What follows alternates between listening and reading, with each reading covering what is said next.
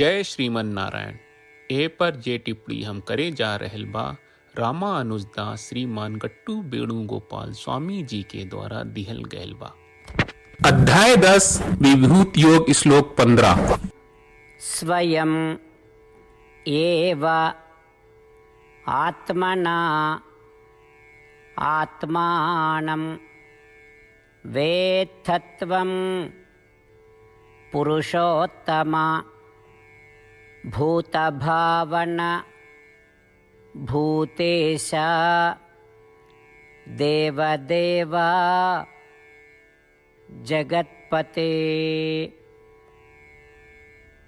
ओम। गीताचार्य श्री कृष्ण परमात्मा अर्जुन समेत हमनी सबके विभूत योग सिखा रहल बानी।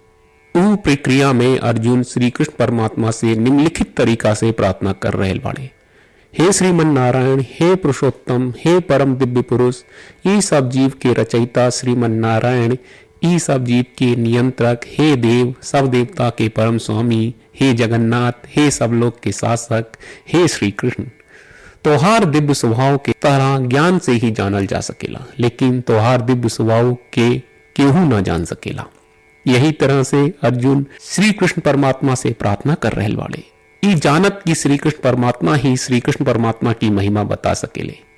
हमनी के अर्जुन की जगह पर रही जा और समझी जा कि श्री कृष्ण परमात्मा की महिमा खाली श्री कृष्ण परमात्मा ही बता सकेले। साथ ही हमनी के यूं जान ले कि हम श्री कृष्ण परमात्मा खुद आपन महिमा बतावे खातिर तैयार हो रहल बाड़े। यही से श्री कृष्ण परमात्मा के हर वचन के बहुत ध्यान से सुने की कोशिश करी। हमनी के श्री कृष्ण परमात्मा के साझा आपन के समर्पित करके आपन जीवन के सार्थक बनावे की कोशिश करी जा और अर्जुन की बात के और सही दोहरावे जाए जैसे कि ऊ श्लोक के रूप में बा। स्वयमेवात्मनात्मानं वेत्तत्वं पुरुषोत्तम भूतभावन भूतेश देवदेव जगत्पते। श्रीमन्नारायण करिष्ये वचनं तव। सर्वं श्रीकृष्णार्पणमस्तु। जय श्रीमन्नारायण। श्रीमद् भगवत गीता का पूरा सार श्री कृष्ण परमात्मा ने अध्याय 18 के श्लोक 65 से 70 में 8 काम करे खातिर देले बाड़े। श्री कृष्ण कहले, हम ओ लोगन से प्रेम करनी जो लोग इन 8 बातन के मान तारे। हम ओ भक्तन के हर तरह से रक्षा करब। श्री कृष्ण परमात्मा के द्वारा बोलल गईल संपूर्ण भगवत गीता सुनला के बाद अर्जुन कहले, करिष्ये वचनम त्वा, जेके मतलब बा कृष्ण मैं वही करब जौन आप कही। यही कारण बा श्री कृष्ण अर्जुन के हर तरह के सफलता आ विजय प्रदान करेले। आई परमात्मा के आपन व्रत देई कि हमनी के ये 8 गौ कर्म के पालन करी जा। ई वचन परमात्मा के देवे से बड़न कौनो पूजा तपस्या यज्ञ नहीं। हम 8 प्रण कहब जौन हमनी के करे के चाहिए। आप सब कृपया इन्हन के आपन दिमाग और दिल में सोची। श्री कृष्ण के आपन वचन देवे के ई तरीका में हमनी सबकी कल्पना करे के चाहिए कि श्री कृष्ण का चेहरा खुशी से चमकत बा और खुशी के एहसास करत बा। जय श्रीमन नारायण। यहाँ हमनी के 8 वादा बा। हमनी के पहला वादा, हे श्रीमन नारायण, आपका निर्देश के मुताबिक हम हमेशा तोहार ध्यान करब और तोहार बारे में सोचब। हमनी के दूसर वादा, हे श्रीमन नारायण, आपका सलाह का अनुसार हम हमेशा आपका भक्त रहब। हमनी के तीसर वादा, हे श्रीमन नारायण, हम आपन सब काम तोहरा सेवा के रूप में और तोहरा संतुष्टि खातिर करब। हमनी के चौथा वादा, हे श्रीमन नारायण, जैस की आप माने के कहले रहलू, हमरा बहुत विश्वास बा कि हम आपके होई और हम हमेशा आपन दोनों हाथ जोड़ के आपके नमस्कार करब और आपकी पूजा करब।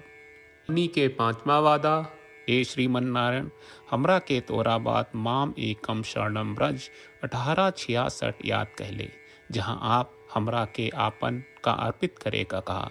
श्रीमन नारायण, मैं हमेशा तोहरे शरण में रहब। हमनी के 6वां वादा, हे श्रीमन नारायण, हमरा के तोहरा बात माँ सुचहा 1866 याद कहले कि आप हमनी के शोक ना करे का आश्वासन दे रहे बड़े। हम अब और शोक ना करब। हमनी के सातवा वादा।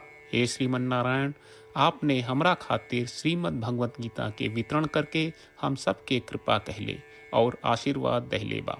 हम वादा करत बानी कि रोजाना कम से कम एक श्लोक पढ़ब या सुनब। हमनी के आठवां वादा।